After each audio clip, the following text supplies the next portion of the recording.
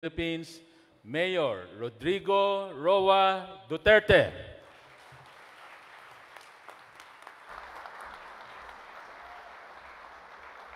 Kindly sit down. Salamat po. Salamat for the courtesy.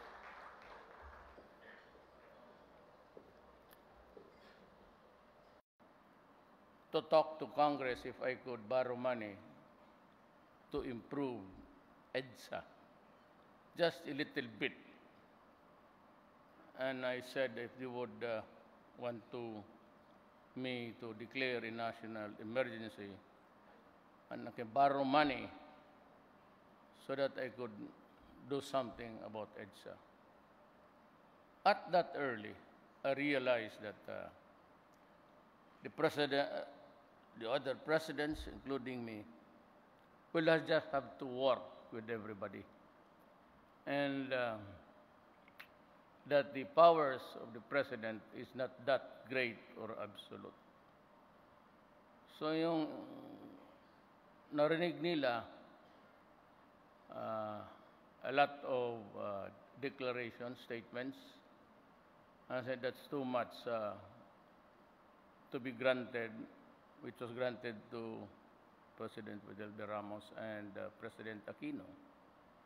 Sabi nila that is very susceptible for, it's a big money, we would not know how much and what are the, and even before, just like maybe asking me what we intend to do to present our layout of what should be an ideal EDSA to correct the aberrations in the traffic now. Most of the answers was that it is said corruption will always be there and they are not so keen about granting. And I realized then that it's the Filipino way. Didn't even bother to ask us to present. But all others in chorus say na, wala yan, corruption yan. That's too big a sum of money to be given to a particular department. So nung narinig ko yung corruption, sabi ko, no more. Okay. Hindi na balik. I said to everybody in the comments, stop talking about it. That's the last thing that you'd want to hear is we will corrupt the money. So EDSA is still there. There's still chaos. And everything that Ramon Ang said before you today are all true. Totoo talaga lahat yan. And with less money in our hands, and Dominguez desperately trying to raise the money, and with the global chaos, we find ourselves here today still grappling for solutions. My simple mathematics in high school and in college, hindi naman parang arithmetic lang yun. But long ago, I realized that every time, 1972, when OPEC was born, and the money of Saudi Arabia led the revolt against the economy of the world, they raised the prices. And that was the time that I was then a prosecutor. We were working for government. And narasyon yung gasolina. So, and everything rose behind it in the swath of their huge increases. It hit 72, I think, per barrel. At nakita ko na when the oil rises in prices,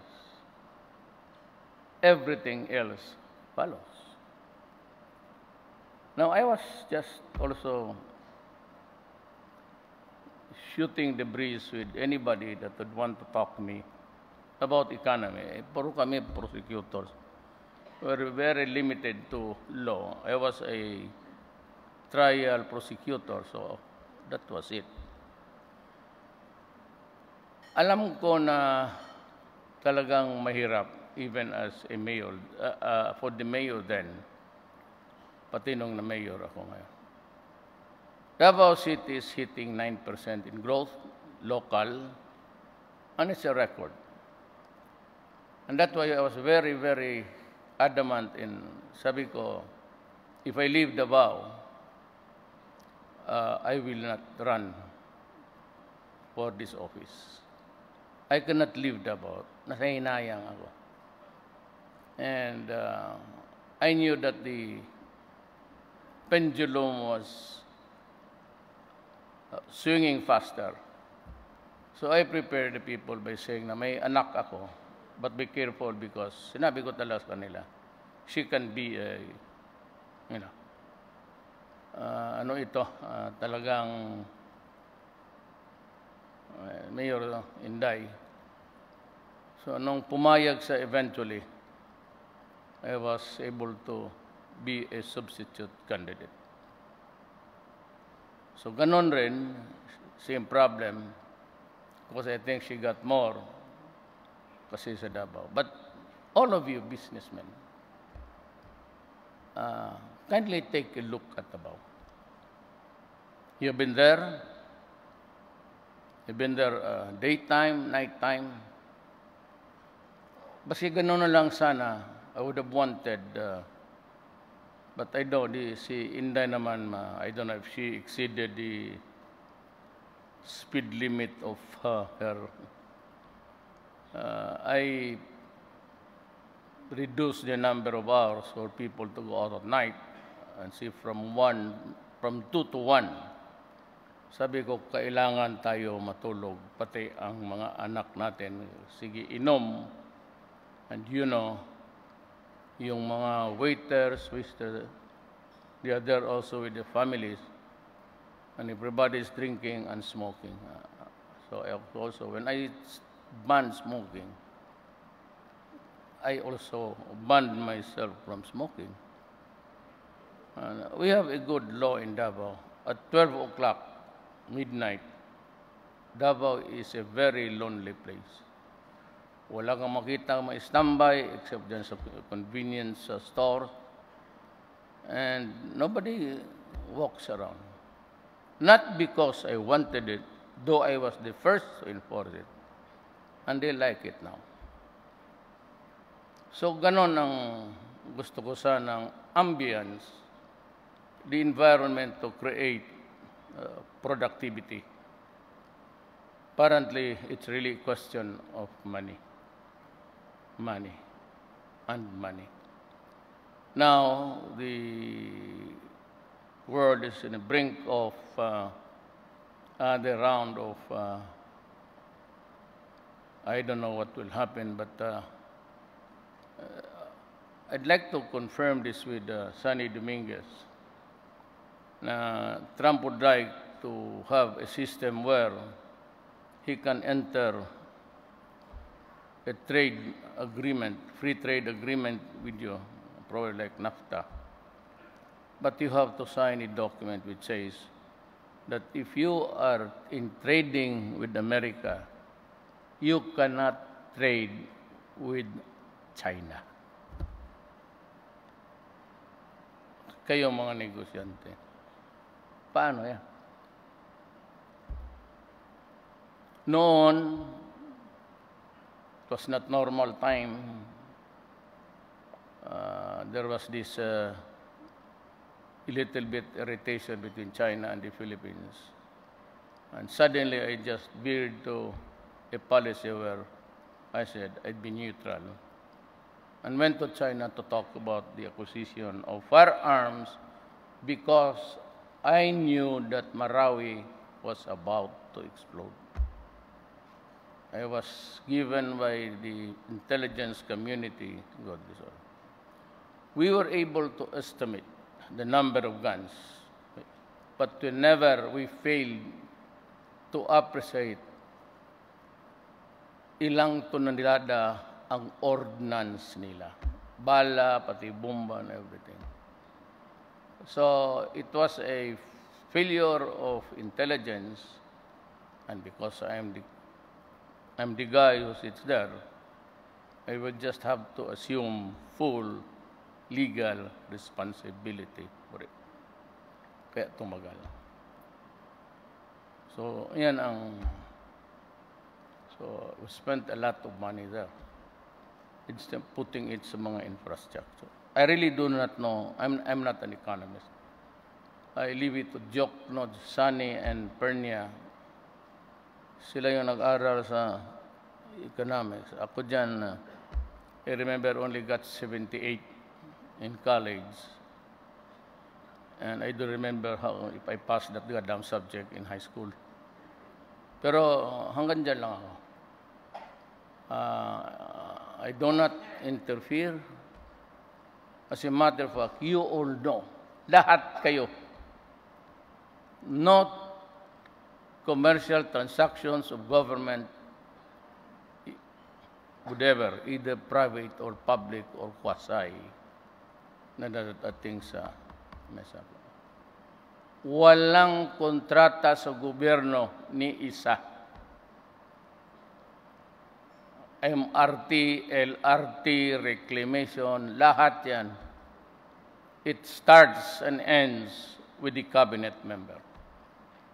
I do not even call them because I know that my conversation, my narratives are being taped by China, Russia, America, Israel, and everybody there.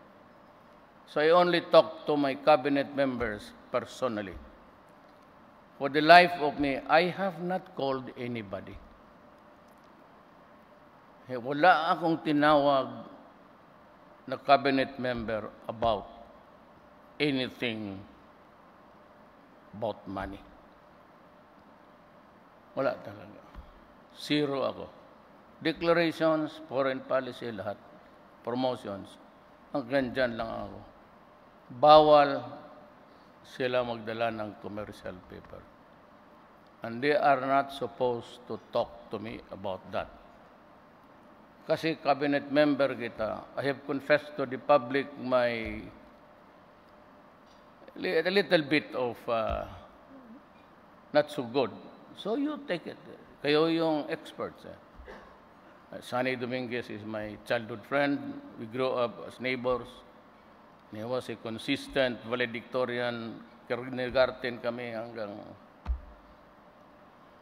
sila nagtapos ng pumunta ng abroad. Ako, wala. Because it took me 7 years to finish the high school. Ako yung original K-12. Kaya, sabi yung anak ko, si Veronica, sabi niya kasi, baka akala niya si Briones, Secretary Briones.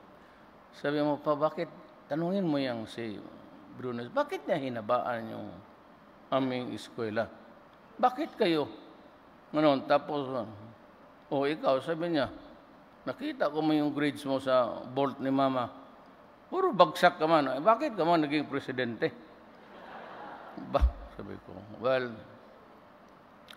anak, sabi ko, let go of the subject. Kasi baka gawin akong example ni Secretary Briones. And even then, it was not Secretary Briones. It was forgot his name. The priest became the Secretary of Education of the former president. So I'd like, there's a problem. We will try to solve it the best that we could or can. Kasi wala man kaming trabaho except to solve the problems. But I would like to stick to what I have promised to the people during the campaign period. Because that is the bedrock of my paradigm now as a president. I made simple promises because I could not get any time slot for lack of money. Alam ninyo yan. And maybe during the presidential debates, I never saw my advertisements on the side about me. It was all about my opponents. Ako, wala na. Sabi ko, well, that is all that I can afford. But really, this talk about itong TV networks. Yung mga sponsor ninyong presidential debates, and you only give us about a minute and a half. Racket yan, Andre. If you really want an educated debate before the public, give them 1 hour or 30 minutes to expound on what he intends to do in the country or for the country. Kung gano'n, sa ako, bullet lang. Time constraints, kaya mga abogado, alam natin yan. Your attention always called by the judge. You have another 5 minutes, then you're off. So, natuto akong bullet. So, I promised you that corruption will be dealt with severely. And I am doing it. That is a campaign promise which I'm doing. What is utterly lacking is the assertiveness of the Filipino people of their constitutional, civil, and political rights. Ang Pilipino yan eh. Because you surrender, you give in to people in government who are into graft and corruption. Ang makatulong niyan, magsama tayo. Isumbong mo lang at sinabi ko nga, anybody who is complaining about graft and corruption, I will give you an audience anytime. And that's what happened yung brigade ng armed forces. There was this Korean who represented this, yung nagpabili, seller, and he was complaining why there as yet no order to deliver na nanalo sila. So yung letter niya, binigay ko kay Bong, give it to legal. Kasi, so legal referred it to Lorenzana. So nagsulat si Lorenzana ng note. Eh alam mo ito, you choose your candidates wisely. Kayong Pilipino. Alam ninyo yan. Kung bigyan kayo ninyo na sa bawang because ito, mahusay magdaldal, and they are there just to wallow in their lost sense of pride. So, pinatawag nila lahat, pinatawag si Bong. Sabi ko, punta ka, Bong. Ayan, sinabi ng mga executive session ko, no. You demand a full proceeding in public. O, di nakita mo ngayon si Bongo. Senador na. Totoo. He will win. He will win. Kita mo. Kita mo how fate destiny of men are played. Hindi kilala yan. Mas kilala yung nagpatawag sa kanya. O tignan mo ngayon, you weigh the scales of their character. Anong nagawa ng isa? Revolted in public? So anong nakuha ninyo ngayon? All witch hunting. People are being shamed there. And that is why my son, who resigned as vice mayor in disgust, nung pinatawag siya, now he is running for congressman. Di ko na mapigilan. Pinahiya mo yung tao. Kung sana pagka noon may kaso ka, file mo agad. Then there is a trial or the ombudsman completes it. Ngayon, di ko na mapigilan. Ngayon, magsama-sama na sila dyan kung manalo sila. Babakbakan yan. And I cannot stop because he's already old. Sabi niya, ayaw ko na pa yung public office. But nagmurtor ng sakit ng loob on everybody else, pati si Bato. So, sigaw-sigawan mo. Kaya sinabi ko sa mga cabinet members ko, including the armed forces of the Philippines and the Philippine National Police, if you are summoned by Congress, go there by all means. Obey the legal process. But if you are shouted at and insulted, kagaya nung si John Regina, you have no dignity, you sit down, ganunin ka. When you say, may I defend myself just to also to protect my dignity. No, you do not have any dignity, you sit down. I told my police officers, the Army, Navy, Air Force, do not allow yourself to be insulted. Pag ininsulto kayo, you stand up with courtesy and say, I came here in response to a subpoena to tell all about truth. But if this is what I get, the orders of Duterte says we would stand up and leave. And if we are ordered arrested by the sergeant at arms, by the Speaker or Senate President, you submit yourself to the jurisdiction. Magpakulong ka pero tawagan mo ako. Sabihin mo sa akin na ganyan ang nangyari. And I will fetch you dyan sa Congress. Hindi ako magdala ng pulis, hindi ako magdala ng army. Iiwanan ko yung security ko sa labas. Papasok ako dyan sa kanila, trangkahan ko yung door, then we will deal with each other. Ano ba ang gusto ninyo? Anong gusto ninyo, ibigay ko sa inyo. So, what? Bima sa akin, how do we start? Hindi ako mag-ano. But I will not allow the officers and men, mga generals, pati cabinet members, sigaw-sigaw. You must be realized that we are all co-equals. And one body does not give you the other to shame another fellow human being.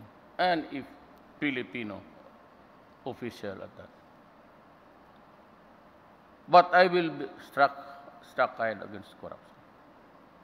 I struck hard against corruption. I have dismissed a number of my cabinet members for corruption. Ayaw ko na lang magyabang, pero I tend to really be also violent. Lahat ng napaalis ko, lahat na nakatikim ng not only verbal. Ako pag galit ako sa iyo, halika tayong dalawa. Tayong dalawa lang. Kayong mga security, umalis ka. If it's my time to die, it's my time. Halika dito, mag-usap tayo. Wala akong that's the only way really to deal with the problems. Ito namang nasa corruption. You go. And I say, well, you must be beyond whisper even, like Caesar's wife. So, ganon ho ang angin. I am complying with my promise. The formula, you may not like it. I'm sure, and I am at asking you to accept me. Tinanggap ninyo ako, ganon na ang bunganga ako eh. Nagpuputang ina na talaga ako kapag kagugalit. Noon, wala pa akong responsibilidad. Lalo na ngayon. Kaya ang corruption, hindi. Kasi kung gusto mo, bureau director, department, o cabinet member, you just tell me. You need not give me your name. Basta malaman ko lang na may racket dyan.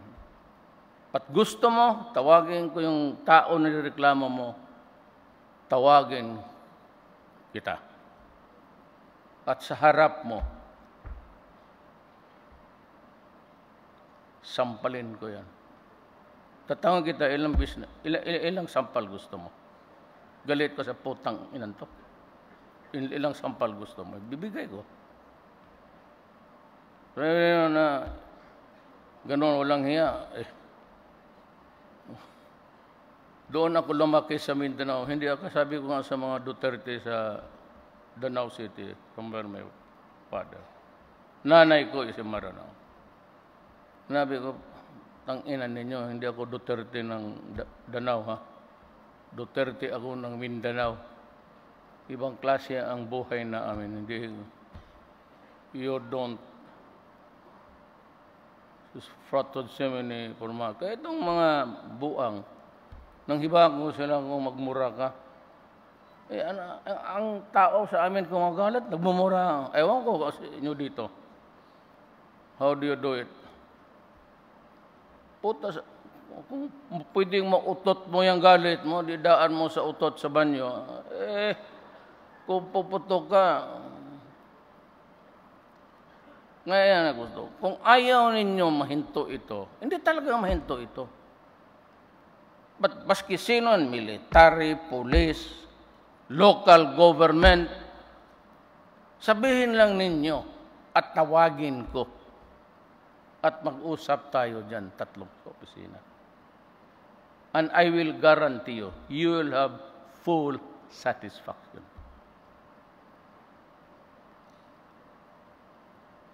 Ginagawa ko yung trabaho ko, marami na. Police, we have dismissed about 1,000. But I know that pagka itong mga walang hiya na ito, hindi naman lahat. Ang police, fundamentally, they are all right. But there are simply too many scalawags also, lalo na Manila. Tingin itong ninja cops, they are still in the business of drugs. Now, I told everybody that drugs will destroy my country. The Philippines is my only country. And when I was mayor, I said, I'm going to build, kayong taga Davao. What did I tell you? I will build a comfortable city. Not a rich city, wala tayo niyan. But comfort enough that you are safe, that there's peace, and you can go into business. Binigay ko yan. Sinabi ko sa mga droga, hold upper, do not destroy my city, especially drugs, because if you do, I will simply kill you.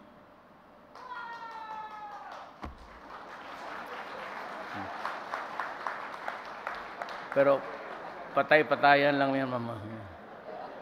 Ang sinabi ko, do not destroy the young Filipino, lalo na yung walang-wala. Because if you do that, you deprive us of our only asset in this world. Ang mga anak namin. Bakit? Wala kaming mga mega mall, wala kaming mga cement factory, wala kaming coconut. Yang mga yan mag-retire yan 56 years old. At age 56, very early mag-retire na yan. Some of them may receive 900, 800 to about 1 million to, depende sa rango. But bigyan mong 2 million at the age of 56, wala nang trabaho, dyan na niya kukunin ang pagkain niya for the rest of his life. Ang kanilang eskwela sa bata, pamasahe. If you give them, sagad mo na 3 million. At the age of 56, retired sila. Do you think 3 million would last you 5 years? So, when you get old, you get sick. Ako, 73 years old. Huwag kayong magtanong kung may sakit ako o wala. Lahat ng 73 dito, samput ng mundong ito may sakit. Pareho yan sa iyo, dala niyang mga maintenance nila. Malaman mo yan kasi pag silbi ng alak, wala na. Siguro 30 years before, ito na, tapos isang bote. Ngayon, pag serve ng dessert, gaganon lang, puro respeto. Matamis to. Takot naman sa high blood diabetes pati. Si diabetes is ako, kita mo ng itim. Tignan mo sa... Sunog, pumunta ako ng Jordan. Sunog na ito. Pumupunta ako ng kampo every week. Kampo sa bukid. Pinakamanalagang kampo, lumilipad ako doon. I visited every camp. So, pumunta pa ako ng Jordan. Wala ako, hindi man ako kasi mahilig maglagay ng... Nagmimelt eh. And I hate it. Kaya sabi nila kasi yung may mga kidney, sakit, kasi mag-itim. Di sabihin ko, magtanong, Duterte, may sakit ka? Ganun ako. Bantay kayo sa akin. Yung Inday na yan, na-perfect niya yan. Sakay ka talaga. Ako, tanongin mo ako, third stage. Cancer of the brain. So, what else? Meron akong kidney.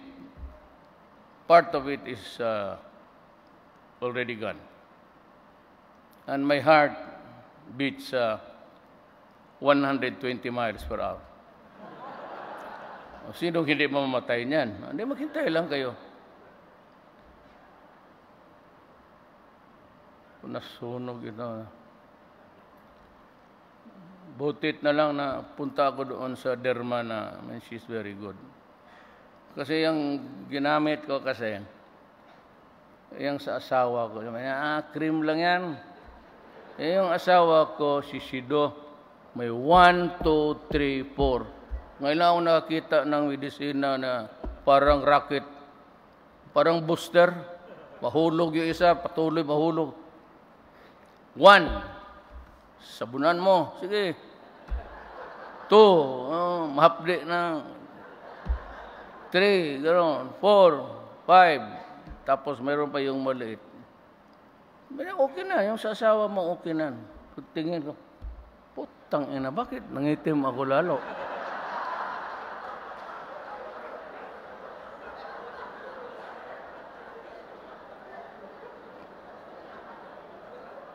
Then a dermatologist visited me.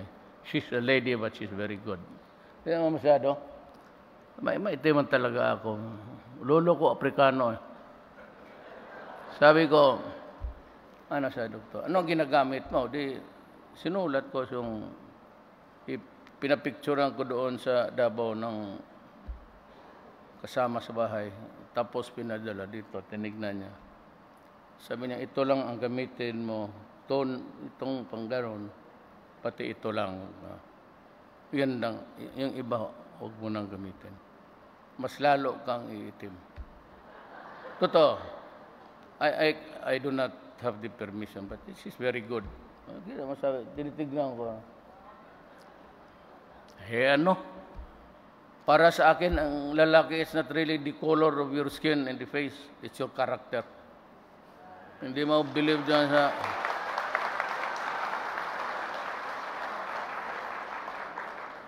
Gwapo-gwapo, tapos ano pa pala. And the second is drugs and crime. In front of the two presidents who are also in the same league with me. Same for all of the do not tinker with drugs. Patay ka talaga. OFW.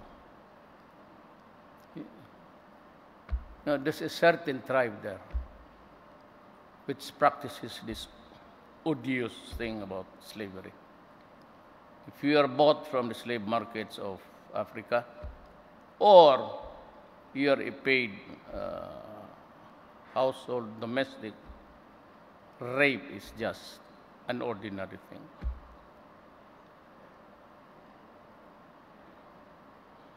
Diyan ako nasasaktan. Talagang ubos yung ngipin ko. Pareha kami ng mga adik.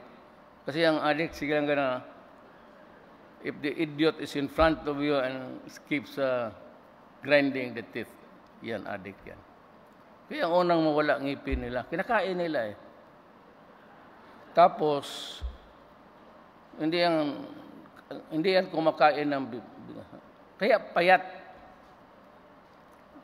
Kaya anong bagong joke yung sa TV? Ano yun? Sinabi ng isa. They're all crazy. And that is why, palagay na natin, yung 3 million mali yun. Because they disputed. And that was really the number pegged by the previous PDEA anti-drug enforcement. So, sabi ni Bato, 1.6.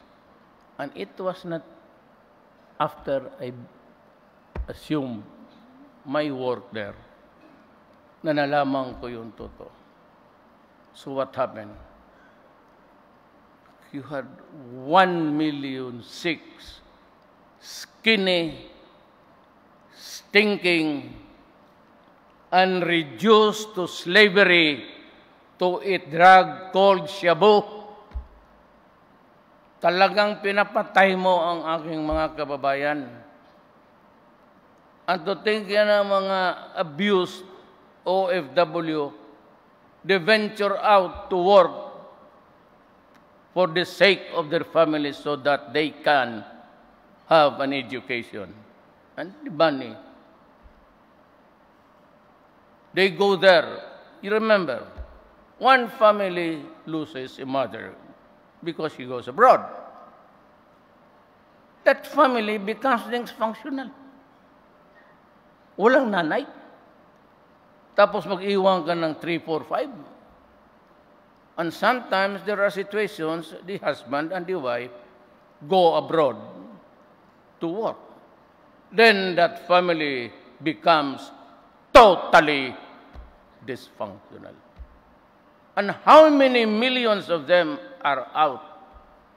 And count the numbers of their children that are contaminated with drugs.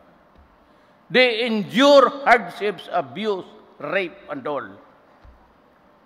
They work there for 4 years, 5 years, when they come home only to find their children are addicted to drugs and reduced to inutility. Buang yan. They've lost their mind. Kasi yung mga drogista, they know that they have these regular remittances from their father or mother. Didikitan yan. Hanggang bibigay. No, look, maybe hindi ma-realize na, but galing ako dyan sa baba. We left Cebu, my father left Cebu to seek the greener pasture of Mindanao. If my father had the money or had the land, he would stay in Cebu. But he had to go to venture out to seek another life if there was one.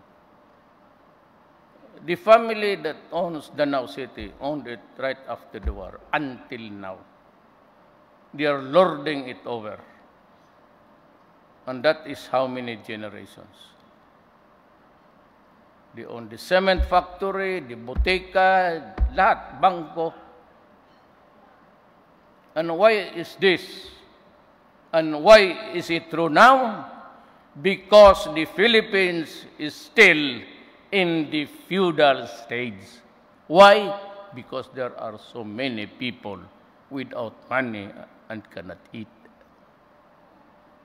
So all that they need in the provinces and even in the city, they go to the mayors. I was mayor for 22 years in Davao. I know that. Eskwelahan, school, then for their medicines, hospitalization, mayor, barangay. So we were the ones who were dispensing patronage. Using what? Using the people's money, his own money.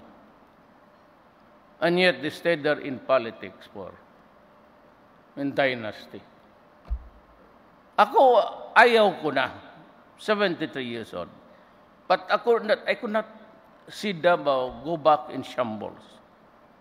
So I insisted on my daughter. Kasi kaya niya. Kita mong sheriff, binugbog. Where can you find mayor mauling a sheriff in front of everybody on TV? Talagang ano yan si Inday. So, be careful with that woman. She can oust even a speaker. She operated in Davao. Babae ito, ha? She operated in Davao as mayor. Tira mo nangyari sa Congress. O di, natanggal si... For one simple, maybe, si Bebot naman, he's a close friend of mine. I will support him.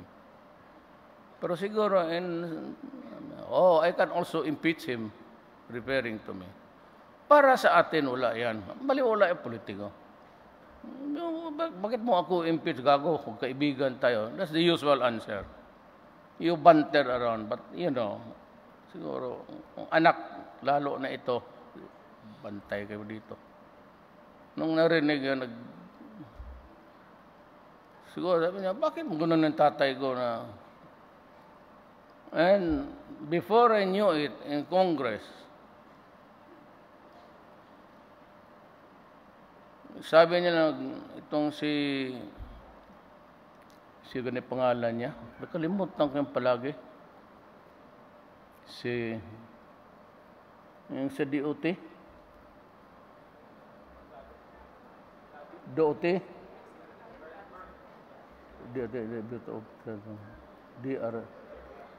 tourism, sa tourism siya. Si Berna. Si Bernadette. Noong ko na nalaman, nung nagkita kami sa Congress, sinabi daw ni Inday, nagkita sila sa washroom.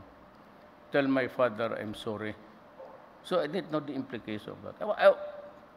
Wala akong honest to God. Si Inday yung maneuver niya. Kaya apuntay na pati ako. Pag naisahan ako niya, baka makudita pa siya, ang hunta ako ang naiwan sa labas. Ngayon, ganito yan. I do not want it. I'd rather stop. Pero my son is running. Running for congressman. He resigned as mayor in disgust because of his daughter, yung picture inside Malacanang Palace. Parang napahiya siya. Resign na lang ako ba? Then plus yung pinatawag sila ni Trillanes. Ang ilang tao dyan na pinatawag ng Congress na hiyain lang. Yan, ganun. Pareho kay Anje kaya nagsuicide. You shame people. You humiliate them. You shout at them. Then after that, wala. It's all show. It's all show. Yung pinakatawag nila, yun ang nagsasama ng loob. Kung nadimanda sana, there's a mitigating thing there, kung totoo. Ngayon, tatakbo congressman si Pulong sa first district ni Nograles. Yung kapatid naman, ayaw ko bakukang na pasok kay Inday, pinilit niya itong ngayon, bunso, si Sebastian. Walang ginawa yan sa buhay. Mabuti mayroon na siguro kung iba is mayor niya. Babae lang lahat.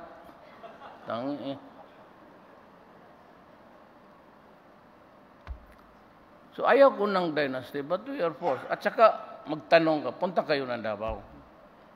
You conduct a survey. Itong mga interesado na dynasty, di pumunta kayo na sa tao. Tanungin mo ang tao dito, tanungin mo. It's still the political families. Because sabihin ng mga barangay captain, ayaw namin yan. Na hindi naman kakampanya yan kung ayaw nila. At saka usually, pag naumpisahan ng isa, tuloy-tuloy na yan. Kasi hingiin ng mga tao na yan. So that's politics. Pero itong mga narko dito, wala na masyadong laboratory dito. Magbir lang, pag ganon-ganon ako ng discussion. Along the way, you would learn a little bit of me. Itong sabon, wala na laboratories dito. Kasi alam nila, papatayin ko talaga sila. Papatayin ko talaga sila. So they are now into importation. We are suspecting the intelligence community that it is the 14K triad who's handling drugs now in Asia. At ito namang Mexico, not the Middle East, lahat yan sila. Bantay kayo dyan sa mga cargo kayo mga exporters. Because yung mga cargo na yan, kung saan-saan, pagdating ng pantalan, inbound po ito, banana dito, kung saan-saan, yan ang ginagamit ng kartel. Diyan nilalagay nila yung parang roofing na plastic. It's not all steel. It's covered by a plastic thing. Isang bumagsak nandoon, 67 bricks of cocaine. Nangasabi na, bakit si Duterte pinapatay niya ang mga mahirap? Look stupid. Shabu is the commodity of the poor. Yung mga anak na kapag-aral, they know that marijuana and itong cocaine can destroy you, but it would take you years to destroy yourself. Kasi itong marijuana, pati cocaine, extracted from natural, organic plants. Shabu is a mixture, and one of that is formalin. At yung sa baterya yung tubig sa baterya, yun na mimix yun. Kapag hit niyan, it slowly destroys the brain, and the brain shrinks, and he's gone, of no use. So if I have about 1,000,006 slaves here, what will I do with you? Court. There are courts here. There is a court. It's a Supreme Court. I told the Supreme Court. There's a judge here. More than 1,000 cases. All dropped. Dismissed lahat. Acquitted. Police.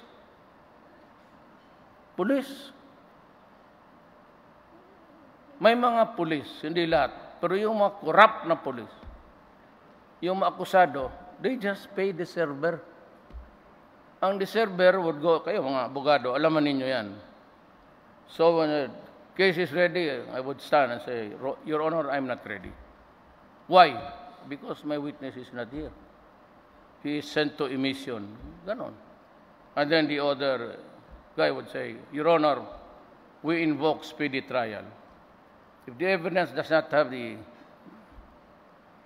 not the position of government, there we move for a trial, dismissal.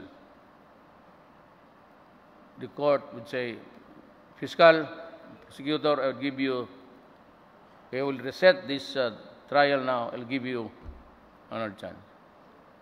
Pagdating doon, bayaran niya, 500 lang. Walang nagtatanong niyan eh. There never was an instant, single or solitary, na pinatawag mo yung server, putang ina ka. Bakit mo ganun pa ba? Ako lang. Pag ma-dismiss ako, wala ang police. Your Honor, my remedy is to ask for the arrest of the person.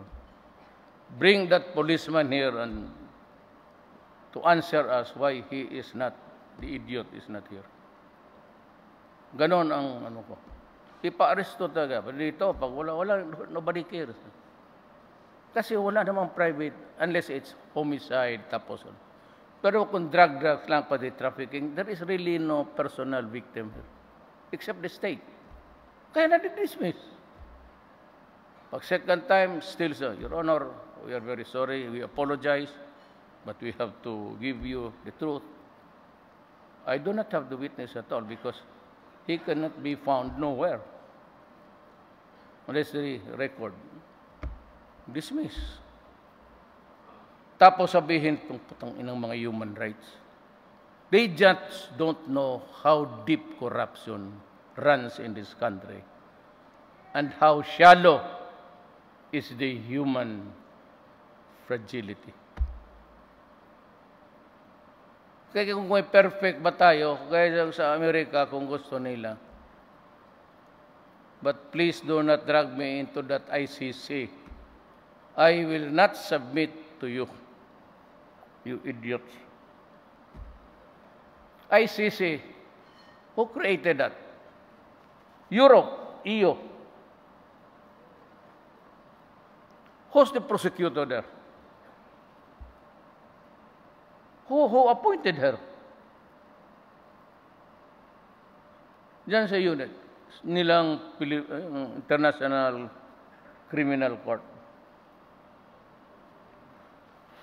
Anong presidente nila sabi nila na Duterte, you see a psychiatrist. Kapatid pala ni King sa Jordan. Ipupunta ako ng Jordan. So, pinigilan ko muna. Paiyak tuloy ako. Inaapi-api kasi ako ng mga tao. May human na sampalin ko yung mga puto. Kaya yung itim na ano yung potot na iharap mo sa akin, kung nandito, sampalin ko yan.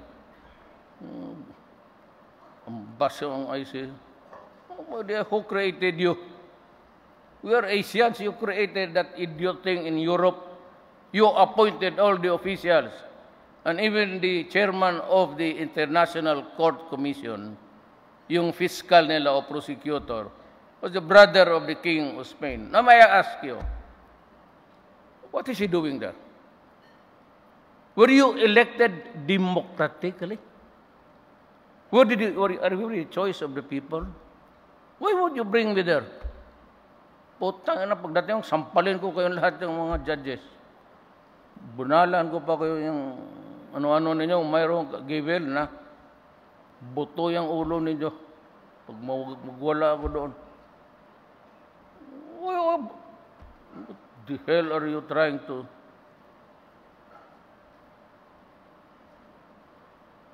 Tawag na. And you cannot acquire jurisdiction. You know why? Even if it is really a valid agreement, our laws requires. There's a constitution which says that no man shall be deprived of life, liberty, or property without due process of law. That is in the Constitution. Now here comes the Rome Agreement, the treaty which we signed. It was signed by President Estrada, which is correct. It was sent to the Senate, which is also the correct way. Then, those who handled it, I don't know who, stupiduring Filipino, diretso na nila sa Rome and attach it to the Rome Agreement. You know, in the Philippines, there's a saying, ignorance of the law excuses no one. But if there is no publication, how can I now be informed that there is a law? So my ignorance of the law would excuse me. What is the constructive notice? You have to publish it in the official gazette because that is the constructive way of saying, now we are bound by the law because it was never published. In People versus Tovera versus Tanyada, Supreme Court, that failure to publish it is fatal, which is correct. How, if I'm a Filipino, I was a prosecutor, I'm a president, how am I now to suppose that there is a law that binds us? Hindi mo pinablis eh. So, silly sending investigator, you must be an idiot. Anong itong EU created at ICC? Who drafted it? What was our participation? And if it is a valid agreement, who are the persons there? Who chose them? We? We here in the Philippines, I appoint, then it goes to the Senate for concurrence. Then when it is there's a agreement now, it becomes a law. Without that, without the publication, there is no law. It is not true that we separated, we have withdrawn, because we withdrew nothing, because there was no law at all. How does it apply to me? The absence of the publication and all? Then I go to my constitution, which is the highest law of the land, that no person shall be deprived of life, of liberty, or property without due process or law. What is the due process in me? You did not publish the law. That was my, actually, and I just, frankly, I just wanted to know how many stupid people there are, including lawyers. But I was the only one keeping that. I allowed the demonstration. Go ahead. This is I allowed them. But when that commission chairman said that I need to look, I wanted to bullshit him. But somebody told me, pupunta ka pa naman na. You're going to Jordan. So now I've been there. I'll tell now. He is a prince. The country is ruled by an autocratic. If you want to be soft about it, monarchical. It does not come from a free country. There is no democracy there. Why would you hold me there? EU should be put on notice that it is fraught with so many dangers. Someday, Europe will have to account also for their misdeeds in the previous centuries. Memory, people have an elephant's memory. How about your transgression, the robbing of the oils of the Arabs, taking over, and wars, dividing the Middle East into territory, establishing countries against the will of the Arab people? It takes two to tango. Let no man with no sin cast the first stone. That's the problem in this universe. Then I've told you, this time, we're running out of time. Coco's bride may be fretting around. Pati si Coco siguro gusto nang yumakap. It's getting married. Let's go there and begin the ceremony. Told you I do not allow commercial transactions. I do not make decisions about trade and everything. Sa kanila yan. I do not even make calls. For the life of me, I have yet to call even Secretary Lopez. I do not use the, let's say, yung cellphone na yan, isang toolbook mo, 4 ang numero ang maglabas. Itong gago na ito. Even how I try, gusto pindutin sa kuko. Ganon-ganon mo. I use the, so I do not, I know that Russia, America, Europe, Israel, China are listening. So if you look at my directory, it's all girls. Hindi ako wala namang mali. Mga kaibigan ko lang, walang for girls. But at one time, for the life of me, because I really don't know how to operate that idiotic thing, talagang hindi ko kaya. Ito mga security ko, ito mga babae, they're fond of telling me, we will teach you. They will teach me in the afternoon. The next day, nalimutan ko na.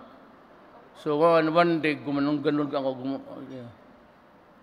Sabi ko, ano naman ba sa group?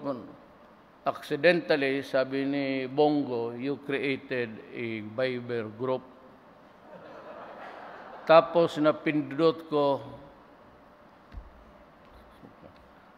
send all.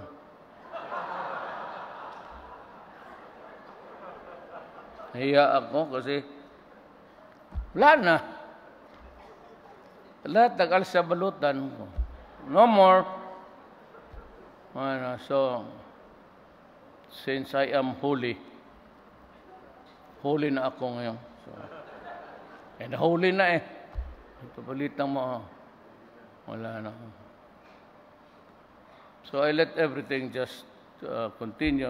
Maybe, yan ang mahirap because the increase in oil is actually, maybe to me, in my economics, very poor, but yung trade imbalance natin, spending more to buy things, and imports are not doing very well. But before I end, ito na lang sabihin ko sa inyo. I know that you are the stakeholders in this country. And you have so many,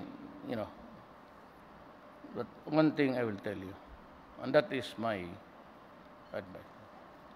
If we do not have law and order in this country, and if we do not stop corruption, this country will never rise.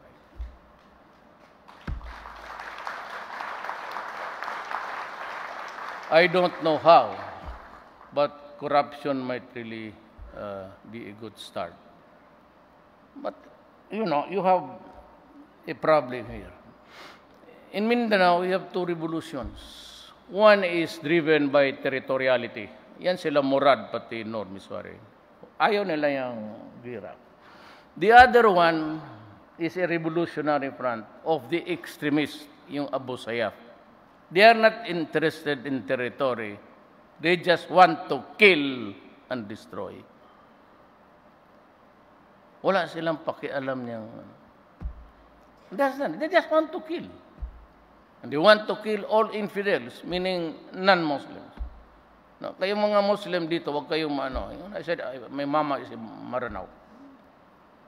So do not give me that about being insulted. Because it is true. Why should we deny it? Yang dalawa na yan. Corruption. Pag hindi nahinto ang corruption, wala talaga. Believe me, I've been to so many places. We cannot even reach the level of Indonesia and Malaysia. Even if we are given 5 years, 5 extra miles. At the present level of where Indonesia and Malaysia and Brunei are now in. Hindi tayo makahabol. But if we can have peace and all the earnings of government are due government and people are not deterred and foreigners, I'm advising foreign investors, you have to tell me the truth. If you have something to complain, especially about corruption, please talk to me. And I will give you 100% satisfaction.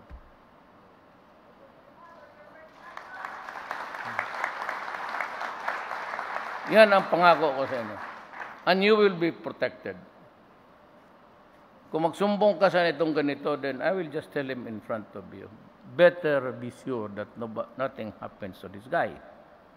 Baski napako lang ito doon sa hagdanan nila.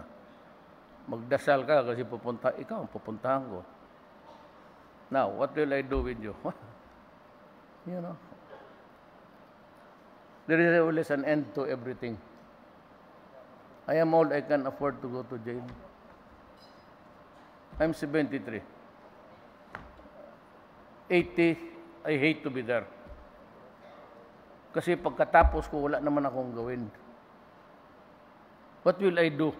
Hindi naman ako makalabas. Baka sagasaan ako ng mga putang ina niya. Hindi naman ako. So, when you are already there, wala ka nang... There is always truism in the Bible of the Christians. It says, Ecclesiastes 3, a season for everything under the sun. Time to be a shining star like me now, you're looking at me. But I know that there will always be a time just around the corner. I will be a fading meteor. There's a time for plenty and a time for want. A time for festivities and a time to be sad. A time to be rich and a time to be poor. Wala naman tayong oil, but if we struck oil, pardon me, naglanding kasi ako ng yung allergy. I was using the helicopter. I just landed there, just outside. So I was late because I was attending to so many concerns of government. But I will do everything to really address the things that you have mentioned. I will place it in the agenda, first agenda during the next meeting. And with that, I'd like to thank the PCCI and everybody is interested, and for your patience for me to end the talk, which is, yun ang problema ninyo. Putang ina Duterte, tagal-tagal. Ito. I know, yung sa inyo, pero yung sa front, putting up a face, I think that you're enjoying. But you have to know me. Let niya ako kilala. If you look for a respectable statesman, President Ramos is a statesman. He's better than all the presidents, including Estrada and the incumbent. Salamat. Thank you very much, Mr. President. We know that you have a very busy day ahead of you. So until next year, once again, ladies and gentlemen, President Rodrigo Roa Duterte, President of the Philippines.